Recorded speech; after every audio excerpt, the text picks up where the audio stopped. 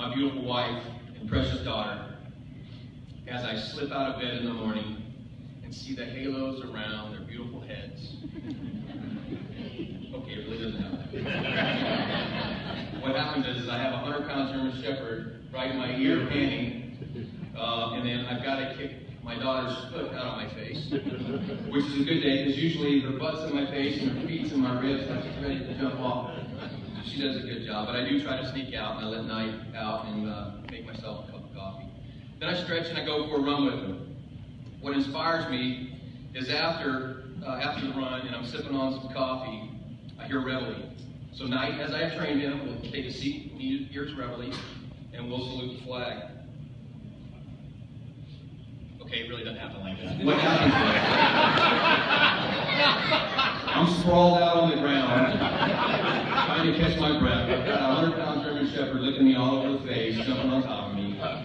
And then I hear reveille, I roll over, I ask Night to sit several times, he finally sits, and then we salute the flag. Then we go, and I have a cup of coffee. Now, being the garrison commander is not a bad gig. I get a chance to live in the old 3-Corps commander's house. So my backyard faces to the east. So truly at the end of a run, my dog and I will go out and I'll sit out on my porch and we'll watch the sunrise and we will do reveille. Or we will start to hear soldiers. You can tell when they're starting to run, the cadence starts to pick up. And you can tell when it's a large unit run because it's in unison and it's one of the most beautiful things you ever heard. That truly inspires me. Truly inspires me. So I ask you, what inspires you? You see, really, we don't remember the days, we remember the moments. Those little snippets in time, they're so clear in our mind that we hold on to, that inspire us. That's truly what we have to search for every day. So what inspires me? I had a chance this weekend to meet a Vietnam veteran. Now this Vietnam veteran, just an incredible story. He lost both his legs in a mortar attack. He was bleeding so much that his buddies thought quite frankly, he was dead. And so they put him in a body bag and he started loading him up with all the rest of the body bags until they heard a moan and a groan. And they figured out that their buddy was still alive. So they pulled him out, got him on medevac, and got him back. As Bob Whelan would say, he was AOA, not DOA. He was alive on arrival, not dead on arrival. Now this guy is an incredible story, and you can look him up on the web, and I was so honored to meet him. This guy has done the Kona Ironman, he's done the LA Marathon, he's done the New York City Marathon, and he has walked from LA to DC to meet President Reagan to talk about the plight of the Vietnam veterans. Did I mention he didn't have any legs?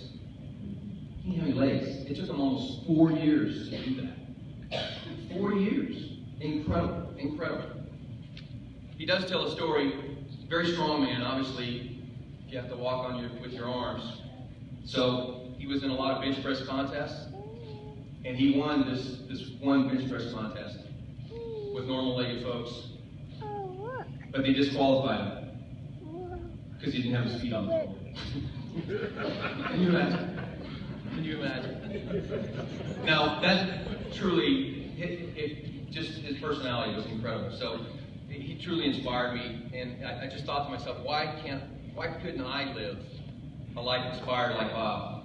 Why can't we all live a life inspired like Bob? And then just this past week, I went with my fire chiefs down to Texas A&M, and I got an opportunity to watch some firefighters certify on putting out fires on a downed aircraft, both inside and out. It was a nice day, but I was maybe 50 meters from the aircraft, and it was hot. And they were doing it over and over and over again. But I had an opportunity to have lunch with them. They came up and they came up and greeted me, shook my hand. You could tell them they were sweat soaked, really just tired. But just like any soldier, they were talking trash. Truly talking trash. It was good. and we had lunch, and then they had a whole other day to go. So another 4 or 5 more rotations. And again, laughing, kicking it up, talking smack to each other. But they were getting ready to go out and, practice putting out fires in on and in an aircraft. And I was just totally impressed by it and inspired. Now the rest of the story is I had to get back to get on a helicopter. Bubba remembers this. So Bubba and Sergio, what inspires me is watching Bubba and Sergio get me to the next place on time. So we were late, and the aircraft was supposed to take off at 1400, but we showed up right at 1400.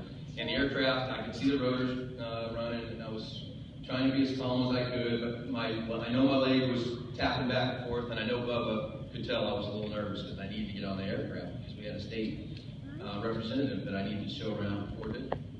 So you couldn't have planned it any better.